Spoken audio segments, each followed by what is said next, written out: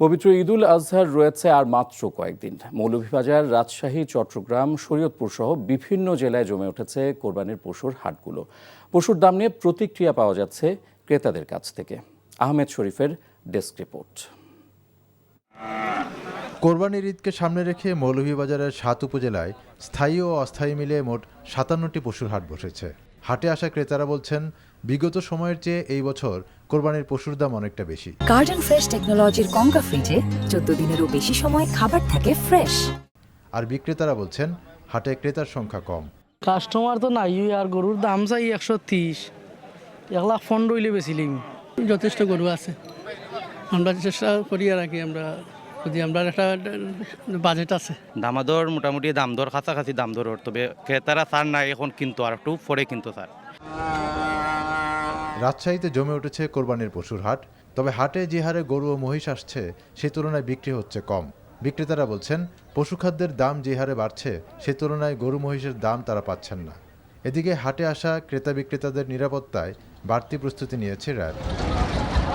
কোরবানির ঈদকে সামনে রেখে জমজমাট হয়ে উঠেছে শরীয়তপুরের পশুর হাটগুলো। পশুর দাম কিছুটা কম হওয়ায় ক্রেতারা খুশি থাকলেও গোখাদ্যের দাম বাড়ায় খরচ বেড়ে যাওয়ায় ক্ষোভ প্রকাশ করেছেন বিক্রেতারা। জেলায় এবছর ২৪টি গরুর হাট বসেছে। হাটের নিরাপত্তায় পুলিশ মোতায়েন করা হয়েছে।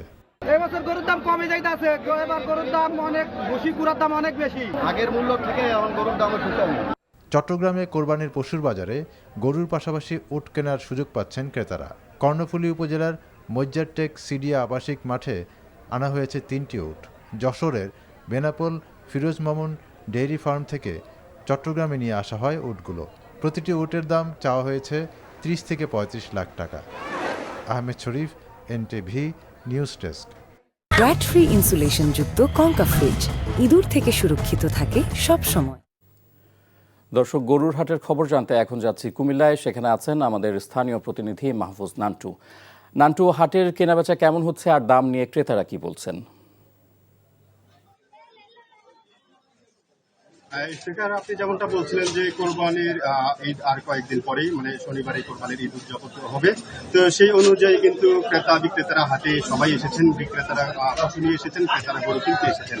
আমরা এই কুমিল্লা সিটি কর্পোরেশনের কয়েকটি হাট ঘুরে দেখলাম যে হাটে এখন ছোট এবং মাঝারি গরুর চাহিদাই বেশি। এখন পর্যন্ত আসলে বিক্রেতারা যেটা বলছেন যে তাদের চোখে এখনো পর্যাপ্ত ক্রেতা কিন্তু আসেনি, এবং ক্রেতারা আবার বলছেন যে তারা দেখে শুনে অনেকে খামার থেকে গরু ক্রয় করেছেন, এবং যারা আসলে চাকরিজীবী না, যাদের হাতে সময় আছে, তারাই মূলত হাটে আসছেন এবং হাটে এসে দেখে শুনে তারা কিন্তু তাদের পছন্দের পশুটি ক্রয় করছে। এখন পর্যন্ত কুমিল্লার জেলা প্রশাসন থেকে যে তথ্যগুলো আমরা পেয়েছি, মূলত এই জেলায় 30টি স্থায়ী এবং 370টির মতো অস্থায়ী হাটে কিন্তু পশু বেচা কেনা চলছে। পাশাপাশি কুমিল্লা যেহেতু সীমান্তবর্তী একটি জেলা, সেই জেলায় যে খামারিরা রয়েছেন, তরুণ খামারিরা বলিয়েছেন যে এবার এই বছর সীমান্তে দিয়ে যদি মায়ানমার কিংবা ভারতের গরু না আসে, তাহলে তাদের কাঙ্ক্ষিত মুনাফা করতে পারবেন। আমরা খবর নিয়ে জেনেছি যে এবার কিন্তু সীমান্ত দিয়ে কোনো গরু কুমিল্লা শহরে, কুমিল্লা বা কুমিল্লার আশেপাশের অঞ্চল দিয়ে প্রবেশ করে, যার ফলে এখন পর্যন্ত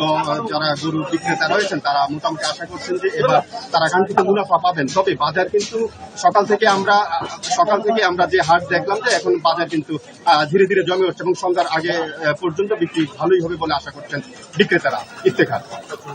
দর্শক, জানছিলাম গরুর হাটের খবর।